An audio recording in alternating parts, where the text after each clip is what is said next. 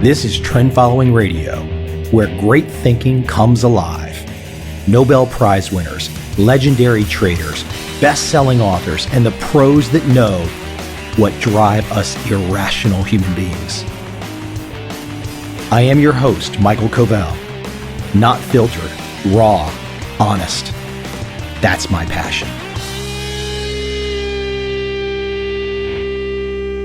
Today on the show, I have Andy Puddicombe. He is the founder of Headspace, an award-winning digital health platform that provides guided meditation sessions for its users. Andy is a former Buddhist monk with a degree in Circus Arts. And yes, this man just decided he was going to go to the mountains in Central Asia to learn about Buddhism, to learn about meditation. And he did it. What a great story. What a great conversation. What a great personality. Oh, and if you say to yourself, this is not for you. I don't need meditation. I don't need to learn to relax. I overcome my stress by drinking a bottle of Jack Black every night. Oh, come on. Andy really brings some cool insights. I hope you enjoy.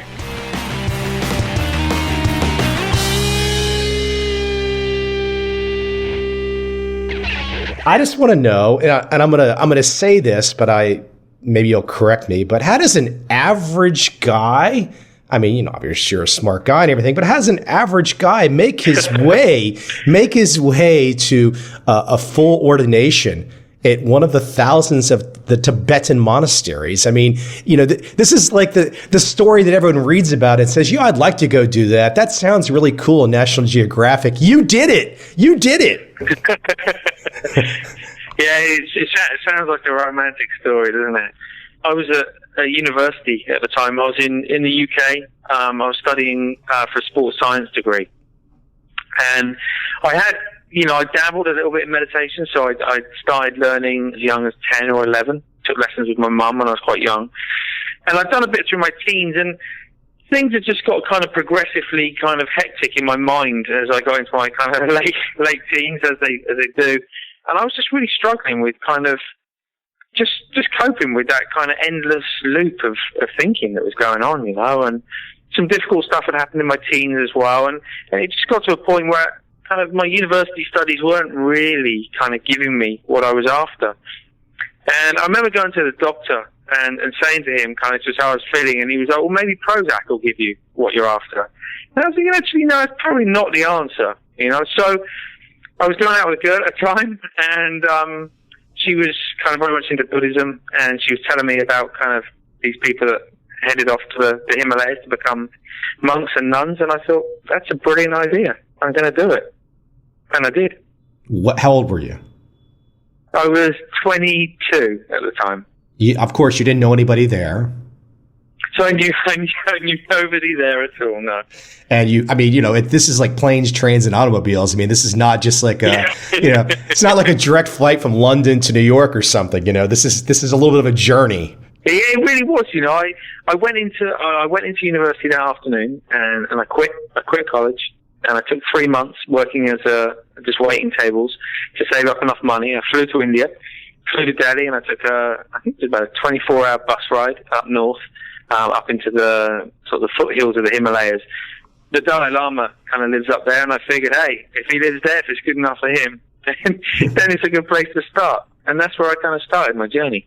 Now, can I ask you that 24-hour bus ride, is that one of those bus rides where you're hanging off the sides of cliffs in India? Yeah. Towards the end, it's absolutely insane. It's just packed full of people and blaring kind of music and yeah, lots of cliffside roads as well. At what age did you reach? I mean, give me a little bit more about getting. I mean, look, we're all kind of living vicariously through you. You're on a bus and you've decided you're going the monk journey because you feel like your mind is cluttered like we all do, and you take the extra step. Yeah, well, it's probably worth giving just a tiny bit more background. See, I did have a very busy mind, but I was involved. A group of us were standing outside a party. It was Christmas Eve one night, and a drunk, about 20 of us, maybe 25 of us, were standing outside at a club, and a drunk driver came down. This was when I was about 19, 20, and he crashed into the group of us. And I was really lucky. I was on the outside of the group, but a couple of friends were killed in that accident, and a lot of people really kind of badly injured. I think everybody kind of dealt with it in different ways, and, you know, we all kind of did the usual thing, you know, kind of going out drinking and all that sort of stuff. But then about 3 months later, my stepsister was involved in a bicycle accident, and she was killed by a guy that fell asleep at a wheel. And I think those kind of things combined, it's kind of, you know, sometimes how like kind of big stuff happens in your life, and you kind of don't necessarily deal with it in the moment, and it just kind of sits there and it sort of stews a little bit, and it wants to be addressed in some way, and eventually it kind of has to be. And I think it was kind of there, and it was just never really kind of looked at until I got to a point where I was kind of ready to look at it. So it wasn't that I just had a kind of a busy mind. I think those things had really started something off in me kind of asking questions. You know, questions that we all ask, like what's it all about? But I think it had really kind of intensified that questioning process and kind of lit the touch paper, you know, lit the fuse that makes someone crazy enough to kind of give up a Western lifestyle and head off to become a monk. So there was a little bit more behind it. Well, maybe I'll find you in a, you know, I know you don't have any free time these days, but maybe I'll find it sometime in the future. I'll find you for a long form. I literally want the step-by-step of full ordination of a celibate monk in the Himalayas. I want the whole process. We can't talk about that every day today. Okay, let me jump into the idea of meditation, and I'll tell you my current situation and let you kind of run with it. Maybe I'm like the average person. Maybe I've had a little bit more of an experience. I've never successfully really meditated. However, I did start a yoga practice about 2 years ago, and I've come at meditation kind of in this, I like to say, like this rear door entry, where through yoga, I'm able to get to that point. But I'm not able to do it yet by my lonesome, just sitting there. I need the practice of physically like beating the tar out of myself, and it allows me to get to that point. But I think I've somewhat experienced probably what you want us all to experience, but I'm not able to do it yet. Probably how you want people to understand. Yeah, I mean I think it's quite a broad thing to look at. What I would liken it to, so it's worth just for people who aren't so familiar with this technology, it is worth just splitting out and defining kind of mindfulness and meditation, because there's a role for both of them, and you're talking about one rather than the other. So mindfulness, I would say, is the ability to be present. Okay, so undistracted with an open mind. Now, you've experienced that through your yoga practice. Some people will have experienced that looking out of the sunset one night, or maybe it's kind of looking into their loved one's eyes, or maybe it's listening to some music. We're just totally present, undistracted. And that's a beautiful feeling. The problem is that those kind of moments tend to come and go. And when they do arise, they rarely last for as long as we would like them to. So we need an exercise, like a framework in which we can train the mind to be more familiar with that feeling and to have more stability in that feeling. And that's all meditation is. So it's kind of learning to be more familiar with the present moment, learning to be less distracted, learning to be less judgmental and less critical. And when we do that, actually, we tend to experience peace of mind. Like calm, clarity, whatever you want to call it. Like it's a very kind of pleasant state of mind. And I think there's definitely an argument that we can come at it from either way, you know. I believe it's a combination of both. I do think having a daily practice, even as little as 10 minutes a day, of meditation, sort of formal meditation where we sit down, we turn off a phone, we step away from the clutter, the busyness of life, and actually train our mind to be more still. I think that's a really valuable, precious, beautiful thing that we can do, not only for ourselves, but for people around us as well. But I think there is also the case of, okay, whether it's yoga or whether it's walking down the street, whether it's eating our food, whether it's sitting there having a conversation with someone else, and actually consciously trying to be a little bit more present and less distracted. And when we do the two things together, the formal practice and everyday life, then we start to genuinely find some sort of stability of awareness and kind of kindness in the mind. You know, Andy, I'm sure you get this too, and you seem like a pretty reasonable guy, and I get it sometimes if I tell somebody that I practice yoga, which is you probably get a little bit of that, well, okay, the hippie guy that went up to India and to the Himalayas. And, so why don't you talk about the science behind meditation? And let's face it, we're all dealing with mind issues these days. And primarily in this busy, busy world is stress. Why don't you talk about stress and the science behind meditation? Because there is a benefit here. This is not just peace, love, and harmony alone. For sure. And, it is worth saying, by the way, I left the monastery probably about 10 years ago now. And I've noticed a massive difference, a change in perception towards meditation. But there's no question that the advances in science, and particularly in the technological aspects, fMRI scanning and that kind of thing, where we can actually see the brain, what's happening to it before, during, and after meditation, that's made a massive difference. Because it gives people confidence, it inspires people, and it shows that it's not just a kind of a fluffy idea, a psychological thing, that there's actually a physiological effect. And I don't know how much you kind of know about this stuff, Michael, but there's been some really interesting research over the last 10 or 15 years into something called neuroplasticity, and this does relate to the stress question.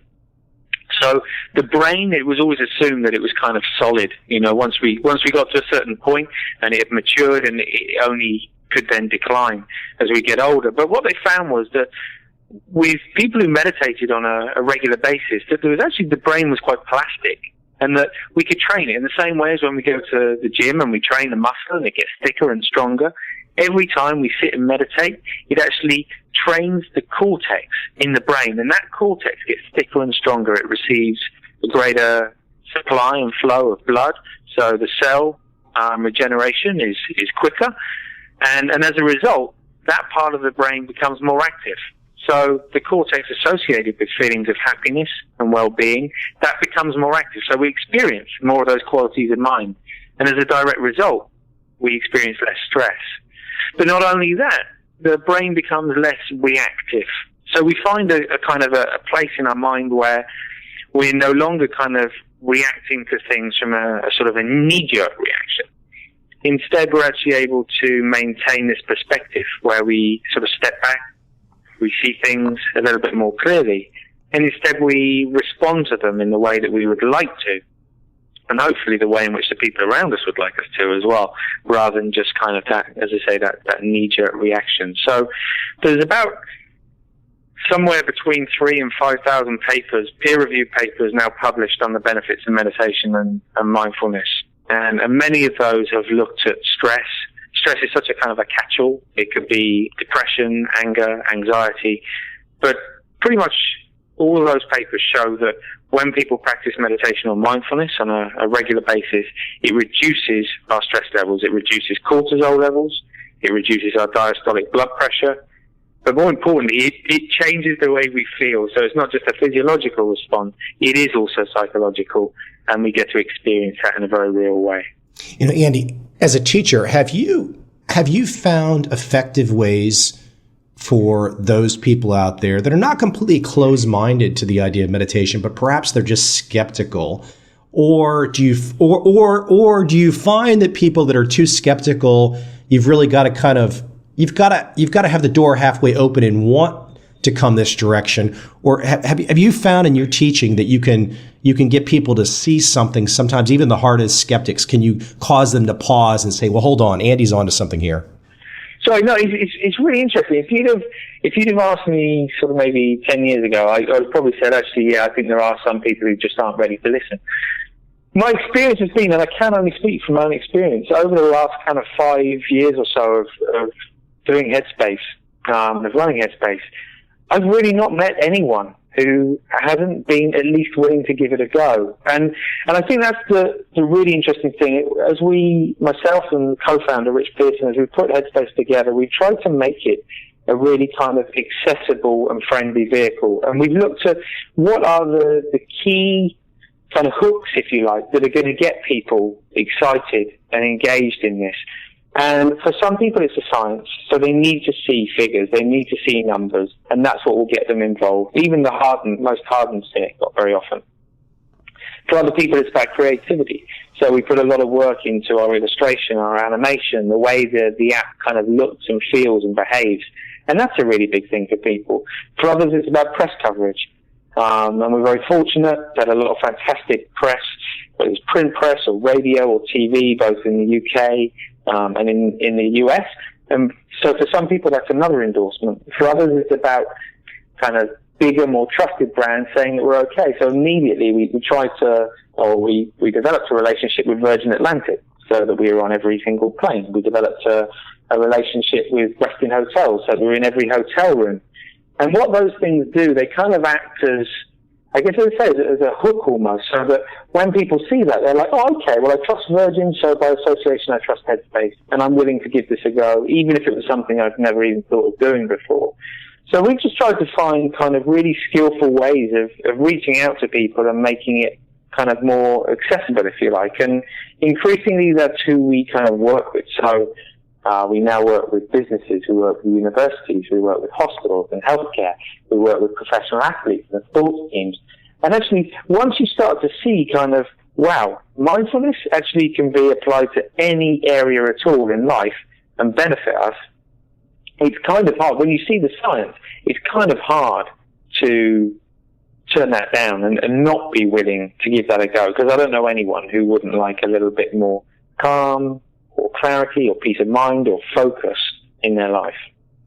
100% agreement. I got a couple more issues I want to touch on with you, and one relates right into what you were just saying. So the idea of mind wandering, and especially with the technology we have today, we've got these dang tools, and I joke with this girlfriend of mine. I was like, hey, it's a good thing that you can wake up at 3 o'clock in the morning to find out that your friend on Facebook just used the bathroom. I mean, it's become kind of insane. What is the mind wandering? And this is really not a source of happiness, is it? It's a source of unhappiness, all this mind wandering. Absolutely. I don't know if you saw that study. It's probably about 3 or 4 years old now, but it came out of Harvard. A chap called Killingsworth, and they did this little study. It's quite a big study actually, quite a lot of data points.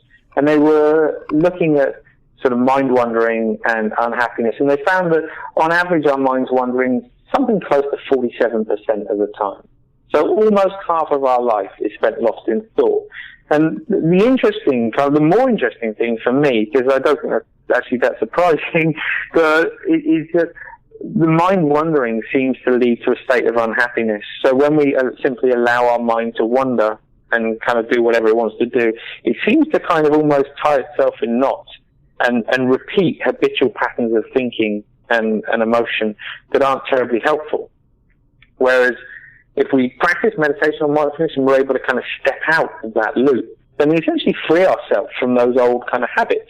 And as a consequence, the mind wanders a little bit less. So we're actually present. And one of my kind of favorite stories, but memories, I guess, if you like, I used to work in a clinic and see people one-to-one, and I remember this guy came along and he said, Andy, like, my mind's just wandering all the time. Like, I don't understand it. I'm a very successful businessman. I've got a great family. I love my kids, but my mind's just busy all the time. And he started meditation, and he noticed some small improvements to begin with, but it was probably like about 3 months in or something. And he said that he was there with his kids one afternoon, and he said usually when he was with his kids, he was either kind of wanting to check his phone, or he was thinking about work, or he was kind of half wishing that he was actually watching the cricket on TV. So although he's with the kids, he wasn't kind of really with the kids. And he said for the first time, in as long as he could remember, he was with the kids and actually present with them, kind of not wanting to be anywhere else, not wanting to do anything different, but actually just happy being where he was, doing what he was doing. And I think there are so many parts of our life that we miss. Maybe we taste the end of the beginning of an experience and the end of the experience, but we miss the middle bit, and the middle bit is often the kind of the most juicy bit. It's a great point. It's actually where I wanted to go with you next, which is the idea of the present moment, the moment of right now. And in my experience, I have a lot of people that come from financial markets and trading and investing, and one of the great precepts that I've learned from some of the great traders over the years, it's not what happened yesterday. It's not what happened 5 minutes ago. It's not what's going to happen 5 minutes from now. It's not what's going to happen 1 year from now. It's what's happening right now. And if you can base your decisions off right now, if you can be in the moment of right now, you're in a much better place. And I actually, in my studies over the years, and even though I'm in a slightly different world than you're coming at it from, it's the same lessons. It's the people that are in the right now, the present moment, seem to have figured something out that allows for a little bit nicer life. Yeah, absolutely. And we're funny enough, we do actually work with some of the largest kind of investment banks in the world. Some of them even have Headspace pods in their offices. And I think it doesn't really matter kind of what career we're in, or kind of the ability to be present is so completely underrated. Because it's such an ordinary thing on the one hand, and yet it's extraordinary or extraordinary because we don't experience it that often. So when we're present, not only are we engaged with what's going on and the people around us, but we're also in touch with our intuition. Intuition can be talked about as a very kind of wishy-washy thing, but you call it gut feeling, and you can speak to traders on a trading floor, you can speak to sports people, or you can speak to a mum who's there with her kids, and each and every one of them will tell you a story of intuition where they don't know or didn't know why they made the decision they made. They just knew it in the moment that it was the right decision to make. And we can't do that when we're caught up and lost in the busyness of the mind. Andy, as we wrap up here, let me let you end with what I think is your big challenge to bringing people into your world. And I've seen you do this online quite a bit. Propose to the audience, when is the last time you did nothing for 10 minutes? And that, I have to admit, that is a terribly, if you see a complete stranger that just comes along and enters your field of vision and he says, when's the last time you did nothing for 10 minutes? If you don't pause, I think that just causes everybody to pause and say, oh, shit, I got to deal with that. He's just made me think about something. Yeah, seriously, right? I mean, that is a kind of holy moly moment. It's like, wow. And we don't, right? And the important thing is, it's not just 10, because often when they say that kind of, when was the last time you took 10 minutes to do nothing? People kind of think, I took a snooze the other day, or I watched TV, but all these things kind of engage the mind in some way.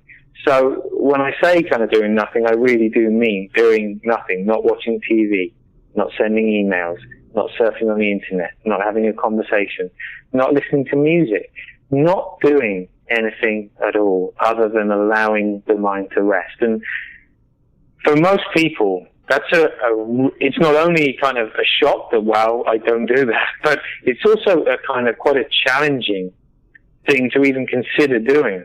And that is, and I say this knowing that the app is free for people to try, and this is really kind of important for me, that the reason that I put the app together was to give people the opportunity and the guidance and support for learning how to do nothing. Because it sounds easy to do nothing, but trust me, sit there with your eyes closed for 30 seconds, and within 30 seconds the mind will be busy thinking, So we need to kind of learn how to actually do that, how to sit there and do nothing, as strange as that may sound. So for anyone who kind of is even thinking about it, if you download the Headspace app, it's available for iPhone and for Android, or if you prefer, you can just do it on your desktop. So it's free to download, and you can just try 10 minutes for 10 days and just see if it makes a difference. Because I can sit here talking about it all day long, and we can be discussing it, Michael. People can read about it, and we can kind of, philosophize about it. But the truth is, we don't get any benefit unless we actually do it. There is no benefit whatsoever to just talking about it. If we try it and it makes a difference in our life, then we'll feel that difference and we'll be inspired to continue. It's just the same as kind of going down to the gym, and you come out of the gym perhaps and you feel different, you feel better, and you're inspired to go the next time. It's the same principle. Because it's experiential, we can't kind of really fully understand it from words alone. We actually have to take that time out and to actually experience it in a very real and very direct way. I also implore people to check out your TED video. Very good stuff. Oh, thank you. Yeah, well, I'm delighted if people kind of check out the TED Talk, and I know as well there's a little bit more detail in there as well about kind of the science, and a little bit of juggling in there, and it's just really, the idea of the TED Talk was just to try and get people excited and inspired to give it a go. A degree in Circus Arts. I mean, that's impressive. And I'm not joking. I mean, because you could juggle. That means you could juggle. And I've always wanted to juggle. Yeah, it's a misspent youth, you know. I mean, it was, look, what do you do when you leave the monastery, right? And it's a long story. I won't tell you that, but yeah, I did end up doing a degree in Circus Arts. By the way, I won't. We don't have time to talk about it right now. But have you gone from have you done the kind of autobiographical, step by step of your whole experience going to the monastery and your time there? Have you put that out there? Have you put that out there yet, or are you holding back? No, people keep asking me to do that. I did the very first book I did was called Get Some Headspace. You know, that it was kind of I guess, kind of autobiographical, and there was a lot of that story in there, but it was more about kind of trying to point people towards kind of the practice of meditation and looking at the metaphors and analogies for that, rather than walking people through it. But that's something I might look at for book number 4. Hey, Andy, it was great chatting today. And the best place we've talked about, obviously you're able to find you online, Google you really quick. Where's the best website for people to go to get started, find out more information? Obviously, they can get the apps at the App Store and stuff like that. Yeah, for sure. So to find out more about Headspace, if you just go to headspace.com, it's a really useful resource, not just for actually getting started with meditation, but there's loads and loads of science on there. There's also a community section, which I think is a really useful resource. For sure, the app, as I say, you can get it through either for Android or iPhone. There's some really neat new functions that we've just kind of launched about a week ago. There's a buddy system, so you can start hooking up with your friends, your family, if you want to, just to kind of help strengthen your commitment on a daily basis. And yeah, as you said, there's the TED Talk, and obviously all the usual social channels that you would expect, such as Twitter and Facebook. Andy, it was great chatting, and hopefully we can talk again in the future. I appreciate it. That'd be great. Thanks so much for having me on. Take care.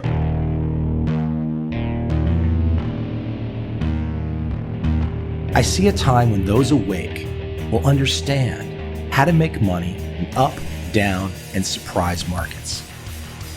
Whether new trader or experienced, college student or financial advisor, protecting against a crash or just trying to make a lot of money, trend following offers everyone an answer in uncertain times.